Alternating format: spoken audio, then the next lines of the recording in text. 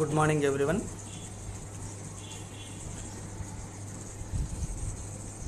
Government Degree and PG College, Bhadrachalam, Department of History తరపున మనం ఈ యూట్యూబ్ ఛానల్ చూస్తున్నాం. I am M. Kiran Kumar, lecturer in history, Government Degree and PG College, Bhadrachalam. ఈరోజు మనం చెప్పుకునే topic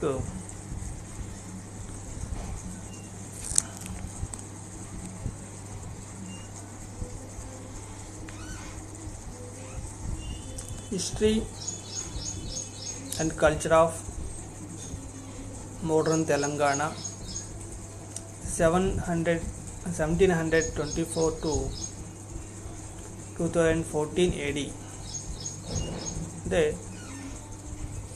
అసఫ్జాహీ period మరియు తెలంగాణ రాష్ట్ర ఏర్పాటు వరకు ఉన్నటువంటి కాలం. అంటే ఈ ఆధునిక కాలంలో ముఖ్యంగా తెలంగాణ రాష్ట్ర ఏర్పాటు తర్వాత ఎక్కువగా కాంపిటేటివ్ ఎగ్జామ్స్లోనూ అడిగేటువంటి సిలబస్ ఇది.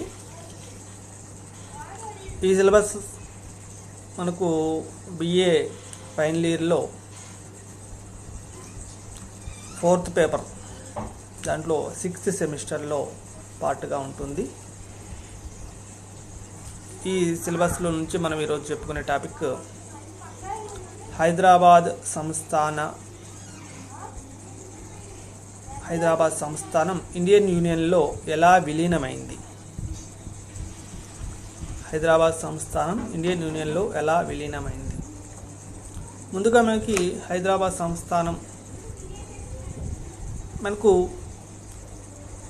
అసఫ్జాహీ పీరియడ్లోనే మనం హైదరాబాద్ సంస్థానం అని చెప్పి అంటాము. ఈ హైదరాబాద్ సంస్థానం మనం ఇప్పుడు ఒకసారి చూస్తే ఇది హైదరాబాద్ సంస్థానం 1948 నాటికి ఉన్నటువంటి హైదరాబాద్ సంస్థానం. ఈ హైదరాబాద్ సంస్థానంలో మనం చూస్తున్నాం తెలంగాణలోని ప్రాంతం, ఇప్పుడు మనం తెలంగాణగా చెప్పుకుంటున్న ప్రాంతంతో పాటుగా ఇటువైపు రాయచూర్, గుల్బర్గా ప్రాంతం కర్ణాటక వైపు, అటువైపు ఔరంగాబాద్ ప్రాంతం మహారాష్ట్ర వైపు చూస్తే ఆ ప్రాంతం, అంటే ఇంత ఎక్కువ ప్రాంతం. అంటే హైదరాబాద్ సంస్థానంలో కేవలం తెలంగాణలో నేడు చెప్పుకునేటువంటి ప్రాంతం మాత్రమే కాకుండా ఔరంగాబాద్ వరకు, ఇటు రాయచూర్ వరకు ఉన్నట్టు ప్రాంతం, గుల్బర్గా ప్రాంతం, ఈ ప్రాంతం నాందేడ్ ప్రాంతం, ఇది కూడా వాస్తవానికి తెలంగాణ సంస్థానం, తెలంగాణ అనుకున్నప్పుడు హైదరాబాద్ సంస్థానంలో భాగంగా ఉండేది. వాస్తవానికి దీంతో పాటుగా మన ఆంధ్ర ప్రాంతం, రాయలసీమ ప్రాంతం కూడా తెలంగాణలో అంతర్లీనంగానే ఉండేది. కానీ సైన్య సహకార పద్ధతి తర్వాత మిగిలిన ఇతర విషయాల వల్ల ఈ ప్రాంతం బ్రిటిష్ వాళ్ళకి నిజాం ప్రభువులు ఇవ్వటం వల్ల అది మెడ్రాస్ ప్రావిన్సీలో పార్ట్గా వెళ్ళిపోయింది. మిగిలిన ప్రాంతం ఇది. ఇలాంటి ఈ ప్రాంతం 1948 వరకు కూడా బ్రిటిష్ పాలిత ప్రాంతంగా మారలేదు. కేవలం నిజాం పరిపాలనలో పరిపాలించబడుతూ ఉండేది. అంటే భారతదేశంలో బ్రిటిష్ వలస పాలన నడుస్తున్న సందర్భంలో, బ్రిటిష్ వలస విధాన సందర్భంలో ఈ హైదరాబాద్ సంస్థానంలో, హైదరాబాద్ ఏరియాలో మనకు, అంటే హైదరాబాద్ అంటే ఈ సంస్థానం ప్రాంతంలో కొన్ని పరిణామాలు మనం చదువుతుంది. అంటే బ్రిటిష్ ఇండియాలో ఉన్నటువంటి పరిణామాలు చూసి ఆ పరిణామాలకు అది గమనించినటువంటి ఈ తెలంగాణ, అంటే వాస్తవానికి హైదరాబాద్ సంస్థానంలో ఉన్న కమ్యూనిస్టులు కూడా భూస్వామ్య వ్యతిరేక ఉద్యమాన్ని, భూస్వామ్య వ్యతిరేక ఉద్యమాన్ని కొనసాగించారు. ఈ దాంట్లో మనం ఒకసారి చూస్తే అంటే మనకు హైదరాబాద్ సంస్థానం అనేది ఇండియన్ యూనియన్లో కలిసే సందర్భంలో మనకు బాగా ఇంపార్టెంట్గా చెప్పుకునే పర్సన్స్ మనం ఇక్కడ జవహర్లాల్ నెహ్రూ అంటే 1948 టైంకి భారతదేశ ప్రధానమంత్రి, అలాగే అప్పటి ఉప ప్రధాని మరియు హోంశాఖ మంత్రి సర్దార్ వల్లభాయ్ పటేల్, అలానే అప్పటి మన గవర్నర్ జనరల్ మౌంట్ బాటన్. ఇది భారతదేశం అంటే బ్రిటిష్ పాలిత ప్రాంతం నుంచి విడిపడి స్వతంత్రం పొందిన ప్రాంతాల్లోని దాంట్లో ఇంపార్టెంట్ పర్సన్స్. ఇక మన తెలంగాణ ప్రాంతంలో మీర్ ఉస్మాన్ అలీ ఖాన్, ఈయన నిజాం ప్రభు అంటాం. మీర్ ఉస్మాన్ అలీ ఖాన్ ఈయన ప్రైమ్ మినిస్టర్ అనొచ్చు, అనొచ్చు. హైదరాబాద్ ప్రాంతానికి ప్రైమ్ మినిస్టర్ అయినా అని ఈయనే రాజు.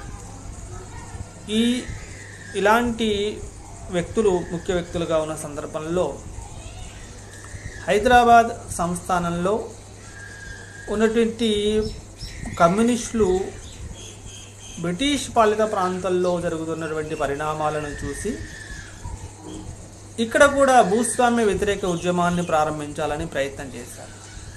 దాంతో నిజాం ప్రభు ఇదేదో కొంచెం ప్రాబ్లమాటిక్గా ఉందని చెప్పేసి ఇక్కడ 1946 సంవత్సరంలోనే స్టేట్ కాంగ్రెస్పై విధించినటువంటి నిషేధిత ఉత్తర్వుల్ని రద్దు చేశాడు. అంటే కమ్యూనిస్టులని కొంచెం కంట్రోల్ చేయాలనే ఉద్దేశంతో ఆయన స్టేట్ కాంగ్రెస్ పైన విధించినటువంటి నిషేధపు ఉత్తర్వుల్ని రద్దు చేశాడు. దాంతో ఆంధ్ర, మహారాష్ట్ర, కర్ణాటకలో ఉన్నటువంటి ప్రాంతీయ సభలు ఏవైతే ఉన్నాయో అవి ఈ స్టేట్ కాంగ్రెస్లో విలీనమయ్యాయి. ఇలా విలీనటువంటి స్టేట్ కాంగ్రెస్లో విలీనం అవడంతో 1947 సంవత్సరంలో మే నెలలో ప్రథమ స్టేట్ కాంగ్రెస్ సమావేశం జరిగింది. ఈ ప్రథమ స్టేట్ కాంగ్రెస్ సమావేశంలో స్వామి రామానంద తీర్థ అధ్యక్షుడిగా వ్యవహరించాడు. ఈ స్టేట్ కాంగ్రెస్ సమావేశం చాలా ప్రాధాన్యత పొందింది. ఇలాంటి దాంట్లో మనం స్టేట్ కాంగ్రెస్ కార్యకలాపాలు కూడా సార్ మనం పరిశీలించి చూస్తే 1947 మే నెలలో స్వామి రామానంద తీర్థ అధ్యక్షతన సమావేశమైనటువంటి ఈ స్టేట్ కాంగ్రెస్ తెలంగాణ సంస్థాన విముక్తి కోసం 2 తీర్మానాలు చేసింది. ఆ తీర్మానాలు చూస్తే శాంతియుత సత్యాగ్రహమును నిర్వహించి అరెస్ట్ అవ్వటం, శాంతియుత సత్యాగ్రహాన్ని నిర్వహించి అరెస్ట్ అవ్వటం, పన్నుల నిరాకరణ, పౌరదళాలు ఏర్పాటు చేయటం, అటవీ పన్నులను చెల్లించకుండా నిరాకరించడం, తాడి చెట్లు, ఈత చెట్లు లాంటి వాటిని నరికివేసి మద్యపాన నిషేధాన్ని పరిపూర్ణం చేసి పాలనను స్తంభింపజేయాలని చెప్పి ఒక ప్రధానమైన తీర్మానం చేసింది. అంటే శాంతియుతంగానే సత్యాగ్రహం, ఇక్కడెక్కడ ఉద్యమం చేయాలని అనుకోలే, శాంతియుత సత్యాగ్రహం. ఎందుకంటే అప్పుడు మనం భారతదేశంలో శాంతియుత సత్యాగ్రహం మన గాంధీజీ నాయకత్వంలో జరుగుతుంది కాబట్టి ఇక్కడ కూడా శాంతియుత సత్యాగ్రహాన్ని నిర్వహించడం, పన్నుల నిరాకరణ చేయటం, పౌర దళాలు ఏర్పాటు చేసుకోవటం, అలానే అటవీ పన్నులు చెల్లించకుండా ఉండటం, తాడి చెట్లు, ఈట చెట్లు లాంటివి నరికి మద్యపాన నిషేధాన్ని అమలు చేయటం, ఇవి మొదటి తీర్మానం. ఇక రెండవ తీర్మానం అంటే నిజాం పోలీసులు ప్రజాకారుల కార్యకలాపాలకు అవరోధం కల్పించాలి. ఎందుకంటే ఈ నిజాం నిరంకుశత్వ వ్యతిరేక పోరాటంలో ప్రజల్ని అణచివేయడం కోసం ప్రయత్నాలు చేసేటువంటి రెండు వీళ్ళు ఏంటంటే ఒకటేమో నిజాం పోలీసులు, రెండోదేమో రజాకారులు. కాబట్టి వీళ్ళ యొక్క రజాకారులు మరియు నిజాం పోలీసుల యొక్క కార్యకలాపాలను వాళ్ళ యొక్క ఇవి కార్యక్రమాలను కూడా అవరోధం కలిగించాలంటే వాళ్ళు ఒక ప్రాంతం నుంచి మరొక ప్రాంతానికి వెళ్లకుండా ఉండటం కోసం ఉన్నటువంటి రవాణా మార్గాల్ని విచ్ఛిన్నం చేయడం. అంటే మనం కామన్గా మనం ఇప్పుడు కూడా చూస్తాం, కొంతమంది ప్రభుత్వ వ్యతిరేకులు లేకపోతే ఇలాంటి వాళ్ళు కూడా ప్రభుత్వానికి వ్యతిరేకంగా తాము చేసే పనుల్ని వాళ్ళు ఈజీగా రాకుండా ఉండటం కోసం, పోలీసులు రాకుండా ఉండటం కోసం చెట్లు రోడ్డుకి అడ్డం పడేయడం, చెట్లు రోడ్డుకు అడ్డంగా తవ్వకాలు చేయడం లాంటివి చూస్తాం. అలాంటి పరిస్థితులే వాళ్ళు మనం చేస్తుంటారు. ఇలా వీటిని అమలు చేయడం కోసం ఒక వర్కింగ్ కమిటీ కూడా ఏర్పాటు చేశారు. ఈ వర్కింగ్ కమిటీలో ముఖ్యంగా ఎన్జి రంగా లాంటి వాళ్ళు, ఆంధ్ర వాళ్ళే ఇక్కడ మనం చూస్తాం, పట్టాభి సీతారామయ్య గారు, కాకాని వెంకటరత్నం గారు మొదలగు వాళ్ళు దీంట్లో ప్రధానమైనటువంటి పాత్ర పోషించి హైదరాబాద్ దినోత్సవాన్ని ఒకదాన్ని జరపాలని చెప్పి, దానికి హైదరాబాద్ దినోత్సవం జరపడానికి కావాల్సినటువంటి ఆర్థిక సాయాన్ని కూడా వాళ్ళు అందించారు. దీంతో హైదరాబాద్ దినోత్సవం జరపాలనేటువంటి ఒక సదుద్దేశంతో సర్వోదయ నాయకులు జయప్రకాష్ నారాయణ లాంటి వాళ్ళు కూడా దీనికి సహాయం అందించారు. అంటే మనకు ఎన్జి రంగా, పట్టాభి సీతారామయ్య, కాకాని వెంకటరత్నంతో పాటు మనకి ఇక్కడ శ్రీ జయప్రకాష్ నారాయణ లాంటి వాళ్ళు కూడా తమ యొక్క సహకారాన్ని అందించారు. దీంతో ఇక్కడ మనకు 1947 జూలై నుంచి జంట నగరాల్లో జేఎస్ మేల్కోటే, స్వామీజీ, రామానంద స్వామీజీ చిన్న చిన్న సభలు, సమావేశాలు ఏర్పాటు చేసి విద్యార్థులను, యువకులను హైదరాబాద్ ఇండియన్ యూనియన్లో విలీనం కావాలి అని రాజ్యాంగ పరిషత్తులో పాల్గొనే ఉద్యమంలో పాల్గొనాలని చెప్పి యువకులను, విద్యార్థులను బాగా ప్రోత్సహించారు. ఈ మేల్కోటే లాంటి వాళ్ళు, తర్వాత స్వామీజీ లాంటి వాళ్ళిద్దరూ వాళ్ళ యొక్క సభలు ద్వారా ప్రజలని ఉత్తేజపరచాలి, ముఖ్యంగా విద్యార్థులను ఉత్తేజపరచాలి, యువకులను ఉత్తేజపరచాలని చెప్పి ప్రయత్నం చేశారు. ఈ ఉద్యమంలో భాగంగా విజయవాడ, కర్నూలు, చాందా, సోలాపూర్, గదగ్ మొదలగు కార్యాచరణ కేంద్రాల నుంచి మద్రాస్ కేంద్రంగా కొన్ని కార్యక్రమాలు ఏర్పాటు చేయడం కూడా మనం చూస్తాం. అంటే హైదరాబాద్ సంబంధించినటువంటి కార్యక్రమాలు ఆంధ్ర ప్రాంతంలో కూడా కొంత మనం చూస్తాం. అంటే హైదరాబాద్ దినోత్సవం జరపాలని చెప్పి ఒక ఉద్యమం, ఒక ఏర్పాటు, ఒక హైదరాబాద్ ఇండియన్ యూనియన్లో కలవాలని చెప్పి మన జేఎస్ మేల్కోటీస్ లాంటి వాళ్ళు, జేఎస్ మేల్కోటీస్ తర్వాత స్వామీజీ లాంటి వాళ్ళు చేసిన ప్రయత్నాలు మనం చూస్తున్నాం. తర్వాత హైదరాబాద్ చేరు దినోత్సవం, చేరు అంటే జాయిన్ ఇండియా డే, అంటే హైదరాబాద్ ఇండియన్ యూనియన్లో కలవాలనేటువంటి ప్రయత్నం అన్నట్టు. ఎందుకంటే వీళ్ళు తమ కార్యక్రమాలు ఏర్పాటు చేసి అనేక కార్యాచరణ కేంద్రాలు స్థాపించి స్వామీజీ లాంటి వాళ్ళు 1947 ఆగస్టు 7 నాటికి భారతదేశంలో చేరుతున్న అంటే ఇండియన్ యూనియన్లో జాయిన్ ఇండియన్ యూనియన్ అని చెప్పి ఒక పిలుపు కూడా ఇచ్చారు. ఈ దినోత్సవం సంస్థాన వ్యాప్తంగా జరిపారు. దీంట్లో స్వామీజీ పాల్గొన్నారు, కృష్ణాచారి పాల్గొన్నాడు, జోషి, జమలాపురం కేశవరావు లాంటి వాళ్ళు కూడా చాలా ఎక్కువ మొత్తంలో ప్రజలను సేకరించి వాళ్ళ యొక్క కార్యక్రమాలు నిర్వహించారు. అందుకని వీళ్ళని ఒక ద్రోహులుగా భావించి, వాస్తవానికి సంస్థ అంటే ప్రభుత్వ వ్యతిరేకులుగా భావించి ఈ స్వామీజీని, కృష్ణాచారిని, జమలాపురం కేసులు లాంటివన్నీ కూడా బంధించడం మనం చూస్తాం.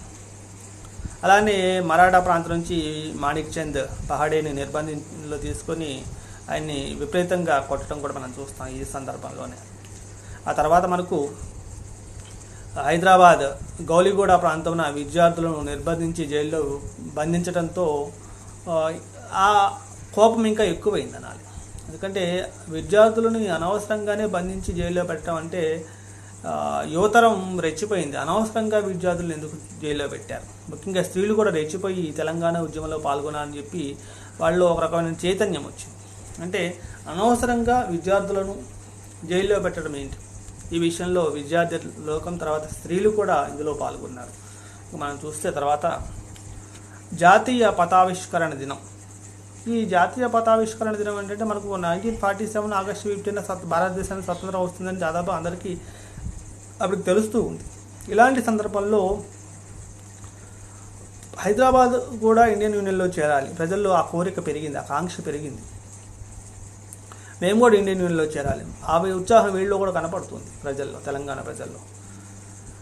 హైదరాబాద్ ఇండియన్ యూనియన్లో చేరాలనే కాంక్ష మనం ప్రజలందరిలోనూ మనం ఆ సందర్భంలో చూసాం. ఎందుకంటే భారతదేశానికి స్వతంత్రం వస్తుందన్న సందర్భంలో మేము కూడా ఇండియన్ యూనియన్లో చేరాలనే ఫీలింగ్ భారతీయుల్లో కూడా కలిగింది. ముఖ్యంగా భారతీయులు అంటే హైదరాబాద్ సంస్థానంలో ఉన్న ప్రజల్లో కూడా కలిగింది. స్వామీజీ ప్రభుత్వ నిషేధాజ్ఞలను ఉల్లంఘించి ప్రజలను ఆగస్టు 17న జాతీయ జెండా ఎగరేయాలని చెప్పి ఒక పిలుపు కూడా ఇచ్చారు. అంటే జాతీయ స్వతంత్ర దినోత్సవం మనం కూడా జరుపుకోవాలి, తెలంగాణ ప్రాంత ప్రజలు కూడా స్వతంత్ర దినోత్సవం జరుపుకోవాలి పిలుపునిచ్చారు. దీంట్లో సుల్తాన్ బజార్లో మనకు జవహర్లాల్ నెహ్రూ అందించినటువంటి జాతీయ పతాకాన్ని ఇక్కడ మంత్రి మోతీలాల్ ఆవిష్కరించడం కూడా మనం చూస్తాం. అంటే ఈ ప్రాంతం వాస్తవానికి బ్రిటిష్ పాలిత ప్రాంతంలో లేనప్పటికీ మేము కూడా స్వతంత్రం పొందుతున్నాము, ఈ నిజాం నిరంకుశత్వం నుంచి విమోచన పొందాలనే కోరికతో వీళ్ళు కూడా జాతీయ జెండాలు ఎగరేయాలని ప్రయత్నం చేశారు. అందులో భాగంగా మనకు సుల్తాన్ బజార్లో నెహ్రూ గారు అనేటువంటి జాతీయ పతాకాన్ని మోతీలాల్ మంత్రి ఆవిష్కరించడం కూడా మనం చూస్తాం. దాని తర్వాత ఈ ప్రాంతంలో స్త్రీ పురుషులు వయోవృద్ధ భేదం లేకుండా అందరూ జాతీయ పతాకాలు ఎగరేసి వీళ్ళు కూడా ఊరేగింపులు చేసుకున్నారు, అంటే బహిరంగ సభలు నడుపుకున్నారు. అంటే ఈ ప్రజల్లో ఒక రకమైన కోరిక అనేది మనం అక్కడ చూస్తాం. అంటే ప్రజలు కోరుకునే అంటే మేము నిజాం నిరంకుశత్వం నుంచి విమోచన పొందాలి అనేటటువంటి కోరిక అక్కడ బయటపడదు. వీళ్ళు కూడా మేము కూడా జాతీయ పతాకం ఎగరేస్తాము, మేము కూడా బహిరంగ సభలు ఏర్పాటు చేసుకుంటాం, మేము కూడా ఉత్సవాలు చేసుకుంటాం, మాకు కూడా భారతదేశంతో పాటు మాకు కూడా స్వతంత్రం రావాలనే కోరిక ప్రజల్లో మనకు కనబడుతుంది అక్కడ. అలాంటి సందర్భంలో పోలీసుల యొక్క లాఠీ చార్జీలు, కాల్పులు కూడా మనం చూస్తాం.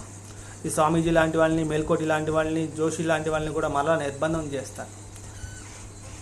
జాతీయ పతాకాన్ని ఎగరేసేందుకు లేడీస్ యశోదాబాయిని, బ్రిజ్రాణి లాంటి వాళ్ళని కూడా బంధించి కర్ఫ్యూ కూడా విధించారు.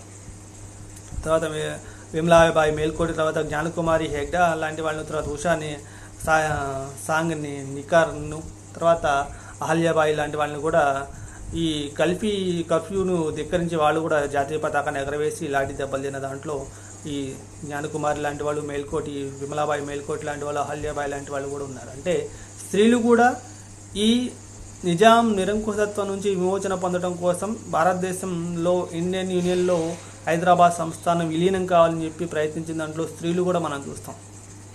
స్వామీజీ లాంటి వాళ్ళు, తర్వాత ఈ మేల్కోటి లాంటి వాళ్ళే కాకుండా మనకు ఇక్కడ స్త్రీలు కూడా మనం ఇందులో పాల్గొంటాయి. యశోదాబాయి పాల్గొంటుంది, తర్వాత ఉషా సాంగ్ నికార్ కనపడతారు, తర్వాత అహల్యాబాయి కనపడతారు, జ్ఞానకుమారి హెడా లాంటి వాళ్ళు కనపడతారు. అంటే ఇక్కడ స్త్రీ పురుష భేదం లేకుండా అందరూ ఈ ఉద్యమంలో పాల్గొన్నారు. ఈ ఉద్యమం జరుగుతున్న సందర్భంలో మనకు యథాతథ వడంబడిక వరకు ఈ 1947 నవంబర్ వరకు కూడా, అంటే అప్పటి వరకు మనకు యథాతథ ఒప్పందం జరగలేదు. నవంబర్ 30న యథాతథ ఒప్పందం జరిగే వరకు కూడా ఈ ఉద్యమం అనేది, అంటే జాతీయ పతాకాలు ఎగరేటువంటి, వాస్తవానికి భారతదేశంలో అన్ని ప్రాంతాల్లో జాతీయ పతాకాలు ఎగరేస్తున్నారు, ఆనందపడుతున్నారు. ఎందుకంటే వాళ్ళకి అప్పటికే స్వతంత్రం వచ్చింది. వాళ్ళు భారతదేశం బ్రిటిష్ పాలన నుంచి విముక్తి పొందింది కాబట్టి వాళ్ళు ఆనందపడుతూ జెండాలు ఎగరేసుకుంటున్నారు, జాతీయ పతాకాలు ఎగరేసుకుంటూ ఆనందపడుతున్నారు, ఉత్సవాలు జరుపుకుంటున్నారు. కానీ ఇక్కడ అవకాశం లేదు. లేకపోయినా కానీ ప్రభుత్వానికి వ్యతిరేకంగా వాళ్ళు కర్ఫ్యూలు విధించినా, వాళ్ళు లాఠీ దెబ్బలు కొట్టినా కానీ ఇక్కడ స్త్రీ పురుషులు అందరూ జాతీయ పతాకాన్ని ఎగరేసి ఆ ప్రభుత్వ బాధల్ని భరించారు. ఇలాంటి స్థితిలో మనకు యథాతథ వడంబడిక, స్టాండ్ స్టిల్ అగ్రిమెంట్ అన్నాడు. ఏంటి యథాతథ వడంబడిక అంటే, ఈ యథాతథ వడంబడిక జరగడానికి కూడా కారణాలు కొన్ని ఉన్నాయి. ఎందుకంటే అక్కడ నిజాం కొంత సమయం కోసం చేసిన ప్రయత్నం ఇది వాస్తవానికి. ఎందుకంటే నిజాం స్వతంత్రంగా ఉండాలని చెప్పి అందుకోసం పాకిస్తాన్తో లింక్ విషయంలో దీన్ని చూసి కొంత సమయం కోసం చేసిన ప్రయత్నంగా యథాతథ వడంబడిక చెప్తాం. సరే ఎందుకంటే హైదరాబాద్ స్టేట్ కాంగ్రెస్ ఉద్యమం వల్ల, కమ్యూనిస్టు కార్యకలాపాల వల్ల, తర్వాత రజాకార్ల దురాఘాతాల వలన ఈ తెలంగాణ ప్రాంతంలో వాస్తవానికి ఏంటో శాంతి భద్రతలు పూర్తిగా క్షీణించిపోయాయి. ఇలాంటి స్థితిలో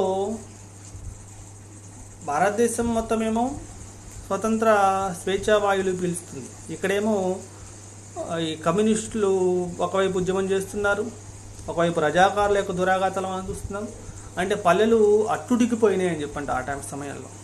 ఒకవైపు ఏమో ప్రజాకారుల దాడులు చూస్తే, ఇంకొకవైపు కమ్యూనిస్టులు వాళ్ళ యొక్క ఉద్యమాలు చూస్తే, ఇంకోవైపు స్టేట్ కాంగ్రెస్ ఉద్యమం చూస్తే, ఇలా ఈ సంస్థాన ప్రాంతం మొత్తం ఉద్యమాలతోనూ ఈ దురాఘాతాలతోనూ అట్టుడికిపోయింది. ఇలాంటి పరిస్థితుల్లో నిజాం స్వతంత్రంగా ఉండటం కోసం, నేను స్వతంత్రంగా ఉండాలని భావించి మౌంట్ బాటన్ ఇండియన్ యూనియన్లో చేరవలసిందని సూచన చేసినా కానీ అది వినకుండా మహమ్మద్ అలీ జిన్నాతో ఫ్రెండ్షిప్ చేయాలని ప్రయత్నం చేస్తాడు. కానీ అది కొంత బెనిఫిట్స్ కొట్టింది. దాంతో అప్పటి వరకు అంటే పాకిస్తాన్తో మరలా మిత్రత్వం కుదిరే వరకు ఇండియన్ యూనియన్లో మనుగడ సాగించటం అంటే ఎలా ఉంటే ఎలా అయినా రివర్స్ అయ్యే పరిస్థితి ఉంది. కాబట్టి అప్పటి వరకు అంటే పాకిస్తాన్లో కలిసేంత వరకు, నేను పాకిస్తాన్లో కలవాలని కోరిక ఆయనకు ఉంది. డైరెక్ట్ నేను పాకిస్తాన్లో కలుస్తుంటే ఇక్కడ రివర్స్ అయ్యే పరిస్థితి ఉంది. కాబట్టి అక్కడ ఫ్రెండ్షిప్ చేసుకుని, అప్పటికే దాదాపు 22 కోట్ల రూపాయలు ఇచ్చి ఉంటాడు. కానీ ఇంకా ఫ్రెండ్షిప్ చేసుకొని వాళ్ళతో మిత్రత్వం కొనసాగించి వాళ్ళ ద్వారా ఇండియన్ యూనియన్లో కలవకుండా పాకిస్తాన్తో కలవాలని ప్రయత్నం చేయడం కోసం అప్పటి వరకు కొంత టైం కోసం మాత్రమే ఈయన 1947 నవంబర్ 29న యథాతథ ఒడంబడికను కుదుర్చుకున్నాడు. ఇండియన్ యూనియన్లో చేరకుండా ఇండియన్ యూనియన్తో అంటే ఇలానే ఉండటం కోసం యథాతథ ఒడంబడిక, ఇప్పుడు ఎలా ఉన్నో అలా ఉండటం కోసం, నేను ఇండియన్ యూనియన్లో కలవను, పాకిస్తాన్లో కలవను, నేను ఇప్పుడు ఎలా ఉంటాను అలా ఉంటాను అని చెప్పి ఒక ఒడంబడిక అయితే చేసుకున్నాడు. ఆ ఒడంబడి ప్రకారం చూస్తే హైదరాబాద్ సంస్థానం ఇండియన్ యూనియన్లో అనుబంధంగా ఉంటుంది, కలవదు, అనుబంధంగా మాత్రమే ఉంటుంది. ఒకవేళ కలవాల్సి వస్తే ప్రజాభిప్రాయం సేకరణ ద్వారా, అంటే కొంత కాలం తర్వాత ప్రజాభిప్రాయ సేకరణ చేద్దాం, గుజరాత్ ఆ ప్రాంతంలో చేసినట్టుగా కొంత చేద్దామని చెప్పి ఆయన ఉద్దేశం ఏంటంటే ప్రజాభిప్రాయ సేకరణ ద్వారా కలవాల్సి వస్తే కలుద్దాం, అప్పటి వరకు అయితే అనుబంధంగా మాత్రమే ఉంటుంది, ఇండియన్ యూనియన్లో అయితే కలవదు అని చెప్పి ఆయన ఉద్దేశం. ఇక తర్వాత స్టేట్ కాంగ్రెస్ నాయకులందరినీ విడుదల చేయటం. అప్పటి వరకు స్టేట్ కాంగ్రెస్ నాయకుల్ని బంధించున్నారు కాబట్టి వాళ్ళని విడుదల చేయటం. ఒడంబడిక ఒక ఏడాది పాటు కొనసాగుతుంది. ఏడాది తర్వాత ప్రజలు కోరుకుంటే ఇండియన్ యూనియన్లో కలవటం, లేదంటే అప్పుడు పరిస్థితి ఆలోచించడం. పాకిస్తాన్లో అయితే విలీనం కాదు, ఆయన నిజాం పాకిస్తాన్లో విలీనం చేస్తుంది, అప్పుడైతే విలీనం చేయను, ఇప్పుడే అప్పటి వరకు అయితే 1 year వరకు అయితే విలీనం చేయను. ఒకసారి ఇండియాతో పాకిస్తాన్కి యుద్ధం ఒకవేళ వచ్చినట్లయితే ఇటు ఇండియాతో కానీ అటు పాకిస్తాన్కో సపోర్ట్ చేయకుండా తటస్థంగా ఉండటం. ఎందుకంటే భారతదేశం ఇండియా పాకిస్తాన్గా విభజితమైన తర్వాత 47 తర్వాత మనకు ఇండియా పాకిస్తాన్ మధ్య యుద్ధం స్టార్ట్ అయింది. బ్రిటిష్ వాళ్ళు దాయాదుల మధ్య పోరు పెట్టిపోయారని చెప్పడం కదా. అలానే ఇండియా పాకిస్తాన్కి విడిపోయిన తర్వాత వాళ్ళు కలిస్తే భారతదేశం అది ఇచ్చినప్పుడు మాట ఏదంటారు, భారతదేశంతో కలిస్తే కలవండి స్వదేశీ సంస్థానాది వాళ్ళు, అంటే బ్రిటిష్ పాలిత ప్రాంతానికి స్వతంత్రం ఇస్తున్నాం అన్నారు. మిగిలిన స్వదేశీ సంస్థానాధిపతులకి ఇండియన్ యూనియన్లో కలవడు, లేదా పాకిస్తాన్తో కలిసి స్వతంత్రంగా ఉండండి అన్నాడు.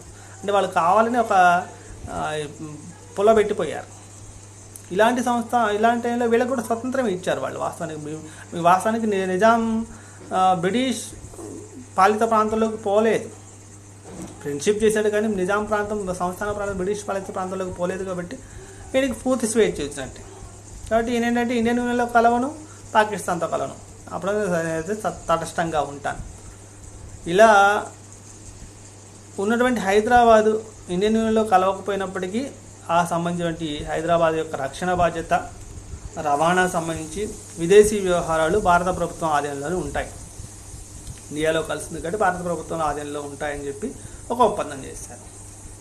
ఈ ఇండియన్ యూనియన్లో చేరు విషయం అంతర్జాతీయ పర్యవేక్షణలో ప్రజాభిప్రాయ సేకరణ జరపడం ద్వారా హైదరాబాద్ సంస్థానం రాజ్యాంగ పరిషత్ను ఏర్పాటు చేసి ప్రజాప్రభుత్వం ఏర్పాటు చేయుట, ప్రజలకు పూర్తి వాక్ స్వాతంత్రం, సభా స్వాతంత్రం ఇవ్వటం అనేది ఇందులో భాగంగా పెట్టారు. అంటే అంతర్జాతీయంగా పర్యవేక్షణ జరగాలి, అంతర్జాతీయ పర్యవేక్షణతో అప్పటికే మనకి ఐక్యరాజ్య సమితి కూడా వచ్చింది కాబట్టి ఐక్యరాజ్య సమితి ఇలాంటి అంతర్జాతీయ పర్యవేక్షణలో ప్రజాభిప్రాయ సేకరణ జరిగి ప్రజలు కోరుకున్నట్లయితే ఈ సంస్థానంలో రాజ్యాంగ పరిషత్ని ఏర్పాటేసి ప్రజా ప్రభుత్వాన్ని ఏర్పాటు చేయటం కోసం ప్రజలకు పూర్తిగా వాక్ సభా స్వాతంత్రాన్ని ఇవ్వటం. అసలుకి ఈ యథాతథ ఒప్పందం చూస్తే ఈ యథాతథ ఒప్పందంలో మెయిన్ ఏంటంటే భారతదేశంతో కలవను, అటు పాకిస్తాన్తో కలవను, నేను స్వతంత్రంగా ఉండాలి. అప్పటి వరకు స్వతంత్రంగా ఉండటం కోసం నిజాం ప్రభుత్వం చేసినటువంటి ఒక కాలయాపన చర్యగా చెప్పాల్సి ఉంటుంది. కలవాల్సి వస్తే ప్రజల అభిప్రాయ సేకరణ ద్వారా కలుద్దాం. 1 year వరకు అయితే ఇది ఉంటుంది. అప్పటి వరకు అయితే రవాణా వ్యవహారాలు, విదేశీ వ్యవహారాలు, రక్షణ వ్యవహారాలు మొత్తం భారతదేశం చేతిలో పెట్టారు, భారతదేశ ప్రభుత్వ ఆధీనంలో ఉంచారు. ఒకవేళ యుద్ధం వస్తే అటు పాకిస్తాన్తో చేరడం, ఇటు ఇండియాతో చేరడం తటస్థంగా ఉండాలి. ఇది వాస్తవానికి ఈ వడంబడిక. కానీ ఈ వడంబడిక ఎంతకాలం ఉందంటే దీనిలో అంటారు, వడంబడిక మీద సిర ఆరకముందే ఈ వడంబడికను నిజాం ప్రభుత్వం ఉల్లంఘించాడు అని చెప్పంటాం. అంటే అప్పుడు ఇంకు పెన్ను కాబట్టి ఇంకు పెన్నుతో అలా రాస్తే ఆ ఇంకు పెన్నుతో రాసిన తర్వాత ఆ సిర ఎండిపోవాలి. ఇంకా అప్పటికి ఆరకముందే ఈయన గారు వడంబడికను ఉల్లంఘించడం స్టార్ట్ చేస్తారు. ఎందుకంటే ఆయన వాస్తవానికి చిత్తశుద్ధితో చేసిన వడంబడిక కాదు వాస్తవానికి అది. ఎందుకంటే చిత్తశుద్ధితో చేసింది అయితే ఆయన ఉద్దేశం పర్ఫెక్ట్గా అయి ఉన్నట్లయితే దాన్ని ఫాలో అయ్యేవాడు. ఇండియన్ గవర్నమెంట్ ఫాలో అయ్యేది, భారత ప్రభుత్వం ఫాలో అయ్యేది, ఈయన కూడా ఫాలో అయ్యేవాడు. కానీ ఇక్కడ ఈయన ఫాలో అవట్లే. ఇండియన్ యూనియన్లో ఆయన ప్రతిఘటించి స్వతంత్రంగా మనుగడ సాగించడం కోసం కావాల్సిన చర్యలు కూడా స్టార్ట్ చేశారు. అంటే ఇండిపెండెంట్గా ఉండటం కోసం ఒక స్వతంత్ర దేశంగా హైదరాబాద్ సంస్థను ఉంచాలని ప్రయత్నం మొదలేస్తాడు ఆయన. అంటే అప్పటి వరకు తన అనుకున్న లక్ష్యం సాధించే వరకు భారతదేశం దాని అంటే హైదరాబాద్ సంస్థానం మీద ఎటువంటి చర్యలు చేయకుండా ఉండటం కోసం, కాలయాపన కోసం, ఆయనకు కావాల్సిన కాల వ్యవధి కోసం ఈ వడంబడిక చేసుకున్నాడు. కానీ ఇది పూర్తిగా ఆయన ఇష్టపూర్వకంగా చిత్తశుద్ధితో చేసుకున్నది అయితే కాదు. దాంతో ఆయన వడంబడికను మనం యథాతథ దాని వడంబడికను ఉల్లంఘించడం మనం చూస్తాం. ఆ ఉల్లంఘనలో మనం చూస్తే ముఖ్యంగా వాస్తవానికి గవర్నమెంట్ అయితే, ఇండియన్ గవర్నమెంట్ అయితే నిజాంని ఒక రాజ్యాధినేతగానే గుర్తించింది, హైదరాబాద్ రాజ్యాధినేతగానే ఆయన గుర్తించింది. కానీ ఆయన సంతృప్తి చెందలే. యథాతథ ఒప్పందాన్ని ఉల్లంఘించడం మళ్ళీ స్టార్ట్ చేశాడు. ఎలా అంటే హైదరాబాద్ సంస్థానానికి మాకు రేవుపట్నం లేదు కాబట్టి ఒక రేవుపట్నం మేము, ఎందుకంటే అప్పటికి వాస్తవం 1948 టైంలో చూస్తే హైదరాబాద్ నిజాం గారు ప్రపంచంలోనే ధనవంతులో నెంబర్ 1. అలాంటి ధనవంతుడు కాబట్టి అప్పటికే పాకిస్తాన్కి డబ్బులు కోట్ల రూపాయలు, 22 కోట్ల రూపాయలు ఇచ్చామని చెప్పండి. అంటే అలాంటి డబ్బు ఎక్కువ ఉంది కాబట్టి ఏంటంటే మాకు హైదరాబాద్ సంస్థానానికి రేవుపట్నం లేదు, మేము గోవాని కొనుక్కుంటాం అని చెప్పి పోర్చుగీస్ వాళ్ళతో గోవా కొనడానికి కూడా సిద్ధమవుతాడు. అప్పటికి పోర్చుగీస్ వాళ్ళ చేతిలో ఉంది గోవా ప్రాంతం. కాబట్టి మేము పోర్చుగీస్ వాళ్ళతో మేము గోవా కొనుక్కుంటాం. అంటే ఏంటంటే ఒక్కొక్క రకంగా ఎలా ఉందంటే దుర్మార్గపు చర్యలు. ఆ పోర్చుగీస్ వాళ్ళ ఆ గోవాని కొనుక్కొని ఒక్కొక్క దగ్గర ఒక స్థావరాలు ఏర్పాటు చేసుకునే ప్రయత్నాలు. ఇలా ప్రపంచ దేశాల నుంచి ఆయుధాలు కూడా తెప్పించుకున్నాయి. వాస్తవానికి వీటికి ఆయుధాలు ఎందుకు? నిజాం గవర్నమెంట్కి రక్షణ బాధ్యత ఇండియన్ గవర్నమెంటే తీసుకుంది కాదు, కానీ వీటికి ఆయుధాలు తెప్పించుకో అంటే వేరే ప్రాంతాలు, వేరే దేశాల నుంచి కూడా ఆయుధాలు తెప్పించుకోవడం స్టార్ట్ చేశాడు. ముఖ్యంగా పాకిస్తాన్ నుంచి కూడా సైన్యాన్ని తెప్పించుకునే ప్రయత్నాలు కూడా మొదలెట్టాడు. అనేక దేశాలకు రాయబారులు పంపాడు. నేను స్వతంత్ర దేశంగా ఉండాలని చెప్పి రాయబారులను కూడా పంపుతాడు ఆయన. ఇలాంటి దుర్మార్గపు చర్యలు చేస్తున్నాడు. ఇలాంటి టైంలో ఇక్కడ ఉన్నటువంటి ప్రజలు, రైతులు వీళ్ళు చేసే పనులకి వ్యతిరేకంగా ఉద్యమం, సాయుధ పోరాటం కూడా మనం చూస్తాం, పోరాటం చేస్తున్నాడు. ఇలాంటి సందర్భంలో ఎలా ఉందంటే ప్రజలేమో ఇండియన్ యూనియన్లో చేరాలని ప్రయత్నాలు, రాజేమో పాకిస్తాన్తో కలవనే ప్రయత్నం. అంటే అంటే రాజుగారి యొక్క ఉద్దేశం వేరు, ప్రజల యొక్క ఉద్దేశం వేరు. ఇలాంటి సందర్భంలో ప్రజలు నిజాం వ్యతిరేక ఉద్యమాలు చేస్తుంటే రాజేమో, నిజాం గారేమో వేరే ప్రాంతం అంటే పాకిస్తాన్తో కలవాలనే ప్రయత్నం చేస్తున్నాడు. అలాంటి సందర్భంలో ప్రజలు, ముఖ్యంగా రైతులు, భూస్వామ్య అధికారుల దురాఘాతాలకు వ్యతిరేకంగా ఉద్యమం చేస్తుంటే వాళ్ళ మీద రజాకారులు విపరీతమైన దుర్మార్గపు చర్యలు చేశారు. ఇళ్ళు దోచుకోవటం, స్త్రీలను మానభంగాలు చేయటం, ఊర్లు తగలబెట్టడం, ఇలాంటి దారుణమైన చర్యలు మనం చూస్తాం. రజాకారుల యొక్క చర్యలు ముఖ్యంగా హిందువుల మీద. ముస్లిమ్స్ అంటే వాళ్ళ నిజాంకి వ్యతిరేకంగా పెద్దగా లేరు కాబట్టి హిందువుల మీద ఈ దురాఘాతాలు మనం చూస్తాం. ఇలాంటి సందర్భంలో ఇలాంటి దారుణమైన పరిస్థితి ఉంటే మన నిజాం వాస్తవానికి రజాకారుల్ని కంట్రోల్ చేయాలి. కానీ వాడి ఉద్దేశం ఏంటంటే కంట్రోల్ చేసే పరిస్థితి లేదు. ఆడికి కూడా కావాలంటే వాస్తవానికి కాసిం రజ్వీ స్టార్టింగ్లో ఒక ఏదో వాలంటరీ దళంగానే స్టార్ట్ చేశాడు ఇది రజాకార సిస్టమ్, ఇతిహాదుల్ మస్లిం అని. తర్వాత అది వాళ్ళ యొక్క సంఖ్య పెరిగిపోయిన తర్వాత నిజాం చెప్పు చేతుల్లో కాసిం రజ్వీ లేడు. దాంతో ఈయన వాస్తవానికి రజాకారుల అంటే రజ్వీ చెప్పిన విధంగా మాట్లాడాల్సిన పరిస్థితి వచ్చింది. వాళ్ళు ఎలాంటంటే రైళ్లు దోపిడీ చేశారు, దారి దోపిడీ దొంగలు చేశారు అంటే హింసాకాండలో పాల్పడినా కానీ పౌర జీవనాన్ని మొత్తం నాశనం చేసినా కానీ రజాకారులు ఆయన ఏం చేయాల్సిన పరిస్థితి. దానికి తోడు వాళ్ళు మతోన్మాదంగా హిందువులపై దాడులు చేయటం ఒక దురాఘాతాలు మనం చూస్తాం. అంటే ఎలా ఉందంటే రాజు ఈయనేమో నిజాం ప్రభువేమో భారతదేశంతో చేసినటువంటి యథాతథ ఒప్పందాన్ని ఉల్లంఘించి తాను ఇష్టం వచ్చినట్టుగా వేరే ప్రాంతాలకు రాయబారులం అవుతున్నాడు, సైన్యాన్ని తెప్పించుకునే ప్రయత్నం చేస్తున్నాడు, కోట్ల రూపాయలు పాకిస్తాన్కి ఇస్తున్నాడు, పాకిస్తాన్ నుంచి సైన్యం తెచ్చుకునే ప్రయత్నం చేస్తున్నాడు, తర్వాత ఆయుధాలు తెప్పించుకునే ప్రయత్నం చేస్తున్నాడు. ఎలాంటి ప్రయత్నం నిజాం చేస్తున్నాడు. రజాకారులని దారుణంగా హిందువుల్ని హింసించడం మనం చూస్తాం. ఇంత దారుణంగా దారి దోపిడీ దొంగతనం చేయటం, రైళ్లు దోపిడీ చేయటం, ఊర్ల మీద పడి హిందూ అంటే డైరెక్ట్గా మనం రజాకారు ఉద్యమంలో జరిగినప్పుడు ఉన్నటువంటి మనుషుల్ని కూడా అంటే అప్పుడు ఉన్నటువంటి పెద్ద వయసు వాళ్ళు మనం మాట్లాడినా కానీ వాళ్ళు చెప్పారు ఇంటి ముందు ముగ్గుంటే ఆ ఇంట్లో దూరి దొంగతనాలు చేయటం, స్త్రీలను మానభంగాలు చేయటం, ఇల్లు తగలబెట్టడం, ఇలాంటివి మొత్తం చేశారని చెప్పండి. అంటే రజాకారులు వస్తున్నారంటే ఊళ్ళు ఖాళీ చేసి వెళ్ళి ఎక్కడో తోటల్లో నువ్వు దగ్గర దాక్కునే వాళ్ళని కూడా చెప్పారు. అంటే అంత దారుణమైన పరిస్థితి. ఇలాంటి దారుణమైన పరిస్థితి ఉన్నప్పుడు ఇండియన్ గవర్నమెంట్ దాంట్లో రావడానికి అవకాశం లేదు. ఇక్కడ ఉన్నటువంటి రజాకారు యొక్క చర్యల్ని సెట్రాక్ట్ చేయాల్సిన బాధ్యత ఎవరంటే నిజాం ప్రభుది. కానీ నిజాం అలాంటివి ఏం చేయట్లేదు. ఇలాంటి టైంలో భారత ప్రభుత్వం కేఎం మున్షి ద్వారా ఒక రాయబారాన్ని పంపింది. ఇలాంటి పరిస్థితి ఉన్నాయి ఈ సంస్థాన ప్రాంతంలో కొంచెం సెట్రైట్ చేయడం కోసం చేస్తే ఆయన యొక్క ప్రయత్నం అంటే రాజీ ప్రయత్నం కూడా విఫలమైంది. మున్షి ద్వారా వచ్చినటువంటి రాజీ ప్రయత్నాలు విఫలమైనాయి. ఇలాంటి పరిస్థితుల్లో ఎలాంటి దారుణమైన పరిస్థితి అంటే ఇక్కడ నుండి కాసిం రజ్వీ ఒక మాట అంటాడు, భారతదేశంలో త్రివర్ణ పతాకాలను ఢిల్లీలో ఎర్రకోట మీద ఎగురుతుంది, ఆ ఎర్రకోట మీద ఎగిరేటువంటి త్రివర్ణ పతాకాన్ని తీసుకొచ్చి బంగాళాఖాతంలో తొక్కే రోజు దగ్గరలోనే ఉందని చెప్పంటాడు.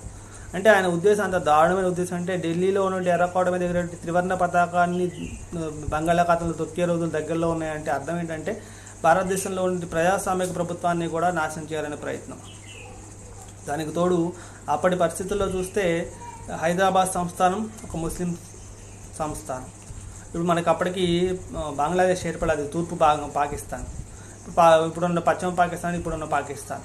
ఇలాంటి వీళ్ళు ఏకమవ్వాలనే ఒక కోరిక, దానికి తోడు గోవాని కూడా కొనుక్కోవాలని కోరిక. అంటే భారతదేశానికి అన్ని వైపుల నుంచి రౌండప్ చేయడం కోసం చేసే ప్రయత్నాలు. దీనికి తోడు పాకిస్తాన్ గవర్నర్ జనరల్గా ఉన్న జిన్నా వాస్తవానికి విదేశీ విధానం అప్పుడే ఏర్పడ దేశాలు వాస్తవానికి భారతదేశం కానీ పాకిస్తాన్ కానీ దాన్ని పూర్తిగా ఆ విజేతి వాస్తవానికి రాజనీతి వదిలేసి ప్రపంచ దేశాల్లో ఉన్న ముస్లింలందరూ ఏకం కాండి, వీరందరూ ఏకమయ్యి హైదరాబాద్ నిజాం చేసేటువంటి బ్రిటిష్ భారత ప్రభుత్వం చేసేటువంటి పోరాటంలో మద్దతు ఇవ్వండి అని పిలుపునిచ్చాడు. అంటే చూడండి మనకు అక్కడ అర్థమవుతుంది ఏంటంటే పాకిస్తాన్ నుంచి కూడా జిన్నా లాంటి వాళ్ళు కూడా హైదరాబాద్ సంస్థానాన్ని పాకిస్తాన్తో కలవాలనే ప్రయత్నంలో వాళ్ళు కూడా హెల్ప్ చేస్తున్నారు. పాకిస్తాన్ ఆయన ఓన్లీ ఇక్కడలే ప్రపంచవ్యాప్తంగా ఉన్న ముస్లింలందరూ ఏకం కండి అన్నాడు ఆయన. హైదరాబాద్ సంస్థానంలో నిజాం బ్రిటిష్ మన భారత ప్రభుత్వానికి వ్యతిరేకంగా చేసేటువంటి పోరాటానికి మద్దతు ఇవ్వండి అని పిలుపునిచ్చాడు. అంటే ఎంత దారుణంగా అంటే డైరెక్ట్గా భారత ప్రభుత్వాన్ని బాహాటంగానే ఎదిరించాలని చెప్పి ప్రజల్ని ప్రోత్సహించడం, ముస్లిం ప్రజల్ని ప్రోత్సహించడం మనం చూస్తాం.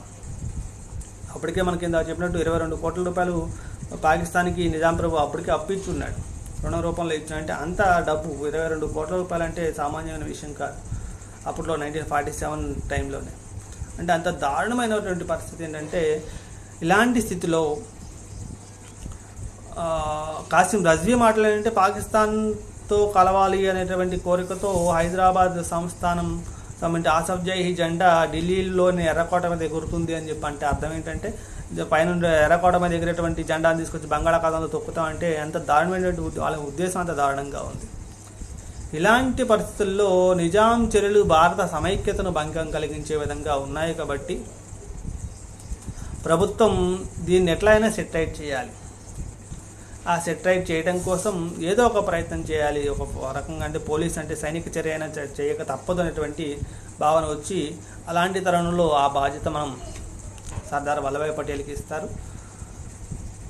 అప్పుడు ఇలాంటి అంటే భారతదేశంలో కలవకుండా పాకిస్తాన్తో కలవాలని ప్రయత్నాలు, దానికి తోడు నిజాం నిరంకుశత్వానికి వ్యతిరేకంగా పోరాటం చేసిన ప్రజల మీద, అధికారుల మీద, భూస్వాములకు వ్యతిరేకంగా చేసినటువంటి ప్రజల మీద దారుణమైనటువంటి రజాకారుల యొక్క చర్యలు చూసి, నిజాం చర్యలు చూసి ఇలాంటి తెలంగాణ రాష్ట్ర అరాచక పరిస్థితుల్ని అంతమొందించకపోతే భారతదేశ సమగ్రతకి ప్రమాదం అని భావించినటువంటి అప్పటి హోంశాఖ మంత్రి సర్దార్ వల్లభాయ్ పటేల్ హైదరాబాద్ సంస్థానంపై పోలీస్ చర్య చేయక తప్పదని చెప్పి అంటే ఆయన ఉద్దేశంలో అంటే హైదరాబాద్ సంస్థానం భారతదేశంలో భారత ఉదరంలో జనించిన రాచపుండు అంటాడు.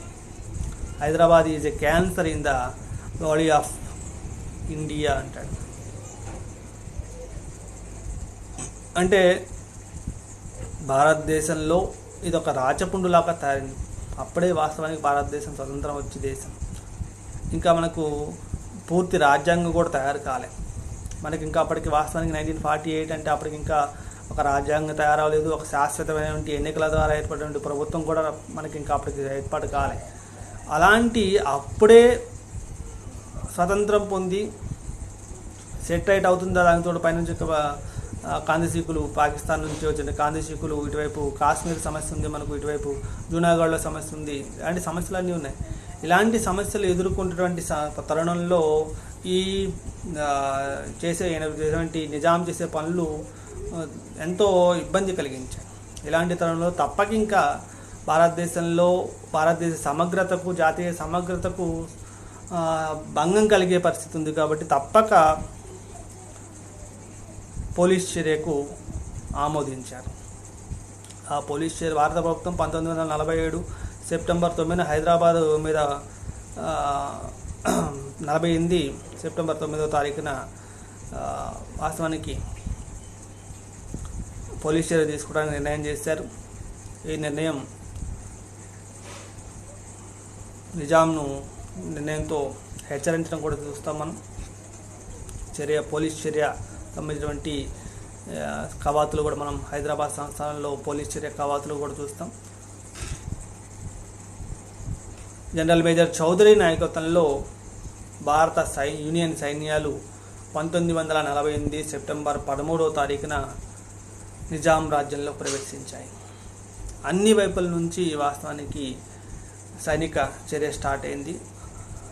చుట్టుపక్కల అంటే అన్ని వైపులు అంటే అష్టదిగ్బంధం అంటే మొత్తం అన్ని వైపుల నుంచి సైనిక చర్య చూస్తాం. దీన్ని ఆపరేషన్ పోలో అని పిలిచారు. చరిత్రలో పోలీస్ చర్యగా మనం ప్రసిద్ధమైంది. నలువైపుల నుంచి పురోగించినటువంటి భారత సైన్యాలు అంటే అన్ని వైపుల నుంచి మొత్తం అన్ని వైపులా దిగ్బంధం చేశారు. దాంతో అప్పటికే ఆయనకి హెలికాప్టర్ ఉంది. ఆయన పాకిస్తాన్ పరిపాలన ప్రయత్నం కూడా చేసుకుంటాడు నిజాం గారు.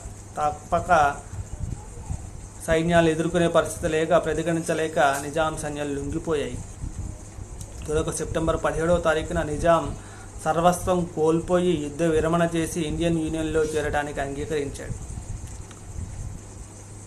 అంటే తప్పనిసరి, అంటే వాస్తవానికి వాళ్ళు అనుకున్నటువంటి ప్లాన్ విఫలమైంది. ఎందుకంటే భారత ప్రభుత్వం అంత ఈజీగా పురోగమిస్తుంది అని అనుకోలే. కానీ ఉక్కు మనిషి సర్దార్ వల్లభాయ్ పటేల్ చేసినటువంటి డేర్, ఆయన వాస్తవానికి ఇండియన్ బిస్మార్క్ అని కూడా పిలుస్తారు వల్లభాయ్ పటేల్ని. అందుకనే కాశ్మీర్, జూనాగఢ్ ఇలాంటి ప్రాంతాలు కూడా ఇండియన్ యూనియన్లో కలపడం కోసం చేసిన ప్రయత్నాలు చాలా గొప్ప ప్రయత్నాలు. అందులో ఇది ఈ రాచపుండు లాంటివి హైదరాబాద్ సంస్థానం ఇండియన్ యూనియన్లో కలపాలంటే తప్పక పోలీస్ చర్య చేయాల్సిన పరిస్థితి వచ్చింది. తప్పనిసరి పరిస్థితుల్లో పోలీస్ చర్య చేసి అన్ని వైపుల నుంచి, నలుదిక్కుల నుంచి భారత సైన్యాల్ని హైదరాబాద్ సైన్యాలు సంస్థాన సైన్యాలపై దాడి చేసడంతో నిజాం తప్పక సర్వస్వం కోల్పోయి యుద్ధ విరమణ చేసి ఇండియన్ యూనియన్లో చేరడానికి అంగీకరించి సంతకం పెట్టాడు. దాంతో లాయక్ అలీ ప్రభుత్వం రాజీనామా చేసింది. నిజాం రజాకార్ ఉద్యమాన్ని కూడా ఆపేయాలని చెప్పి ఆజ్ఞ విధించాడు, నిషేధం చేశాడు. ఆయన అప్పటికే ఐక్యరాజ్య సమితిలో నేను ఉంటా అని చెప్పి ఒక ఫిర్యాదు పెట్టాడు. ఆ ఫిర్యాదును కూడా ఉపసంహరించుకున్నాడు. ఇలా మనకు 1948 సెప్టెంబర్ 17వ తారీఖున, అంటే మనకు 14 నెలల పాటు జరిగిన పోరాటం, హైదరాబాద్ సంస్థానం ఇండియన్ యూనియన్లో విలీనం కావడం మనం చూస్తాం. అంటే భారతదేశంలో భారత ప్రభుత్వం, భారత ప్రజలు అందరూ స్వతంత్ర స్వేచ్ఛానుభూతిని, ఆ వాయువుల్ని పీల్చుకుంటుంటే హైదరాబాద్ సంస్థానం మాత్రం నిజాం నిరంకుశత్వ పాలనలో కాసిం రజ్వీ లాంటి వాళ్ళు చేసినటువంటి రాజాకారుల యొక్క దురాఘాతాలకు, భూస్వామ్యాల యొక్క దురాఘాతాలకు, అధికారుల యొక్క దురాఘాతాలకు బలవుతున్నటువంటి వాళ్ళు నిజాము నిరంకుశత్వాన్ని నుంచి విముక్తి పొందాలని చేసినటువంటి 14 నెలల పోరాటం చివరికి నిజాం హైదరాబాద్ సంస్థానాన్ని ఇండియన్ యూనియన్లో విలీనం చేస్తున్నా అని సంతకం పెట్టడంతో 7 తరాల నిరంకుశ పాలన అంతమైంది. నిజాం రాజ్య ప్రజలు కూడా జాతీయ జీవన స్రవంతిలో భాగమయ్యారు. తప్పక చేసినటువంటి ప్రయత్నంలో చివరికి ఏమీ చేతగాని పరిస్థితుల్లో కాసిం రజ్వీ పాకిస్తాన్కి పారిపోయాడు. నిజాంని అయితే ఇక్కడే ఉంచారు. నిజాం గారు చివరికి వల్లభాయ్ పటేల్కి తల దించుకొని ఇక్కడ సమాధానం చెప్తున్నారు. అప్పటికి ఆయన ప్రపంచంలో ధనవంతుడనే గర్వం ఉంది. ఇలాంటి పరిస్థితుల్లో వల్లభాయ్ పటేల్ చేసినటువంటి పోలీస్ చర్య ఫలితంగా నిజాం తల దించుకొని సమాధానం చెప్పాల్సిన పరిస్థితి ఏర్పడ్డది. ఇలా పోలీస్ చర్య తర్వాత జనరల్ మేజర్ చౌదరి 1949 డిసెంబర్ వరకు హైదరాబాద్ రాష్ట్రానికి సైనిక గవర్నర్గా పనిచేశాడు. 1950 జనవరిలో నిజాం రాజప్రముఖగా కెఎం విల్లోడి ముఖ్యమంత్రిగా హైదరాబాద్లో పౌర ప్రభుత్వం ఏర్పడ్డది. నూతన రాజ్యాంగం అనుసరించి 1952లో జరిగిన సాధారణ ఎన్నికల తర్వాత బూర్గుల రామకృష్ణారావు హైదరాబాద్ రాష్ట్రానికి ప్రథమ ముఖ్యమంత్రిగా బాధ్యతలు స్వీకరించాడు. అంటే 1948 సెప్టెంబర్ 17 వాస్తవానికి హైదరాబాద్ సంస్థానం ఇండియన్ యూనియన్లో విలీనమైన దినం. అది వాస్తవానికి స్వతంత్రం పొందిన దినం అని చెప్పాలి. సెప్టెంబర్ 17వ తారీఖు మనం వాస్తవానికి హైదరాబాద్ సంస్థానం ఇండియన్ యూనియన్లో విలీనమై స్వతంత్ర స్వేచ్ఛానుభూతిని, దీన్ని పొందిన టైం. దాని తర్వాత మనకు 49లో జనరల్ మేజర్ చౌదరి నాయకత్వంలో సైనిక గవర్నర్గా పనిచేశాడు. తర్వాత మనకు నిజాంని రాజప్రముఖుని చేశారు. ఆయన ఎక్కడికి పంపలే, ఒక గవర్నర్గా రాజప్రముఖుని చేసి కూర్చోబెట్టారు. కెఎం విల్లోడినేమో హైదరాబాద్ ముఖ్యమంత్రిగా ఒక పౌర ప్రభుత్వం ఏర్పడింది. ఒక 2 ఇయర్స్ తర్వాత వాళ్ళు ఎలక్షన్స్ జరుగుతాయి. ఆ ఎలక్షన్లో బూరుగుల రామకృష్ణారావు ఎలక్షన్లో గెలిచి హైదరాబాద్ రాష్ట్రానికి ప్రథమ ముఖ్యమంత్రిగా బాధ్యతలు స్వీకరించాడు.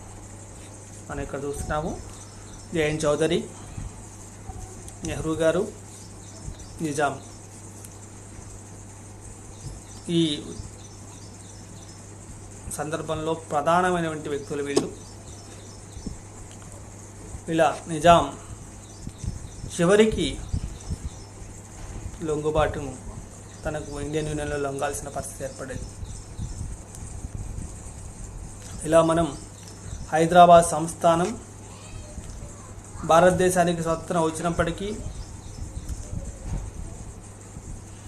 భారత ప్రజలందరూ స్వతంత్ర అనుభూతిని పొందినప్పటికీ హైదరాబాద్ సంస్థానం మాత్రం ఇండియన్ యూనియన్లో చేరకుండా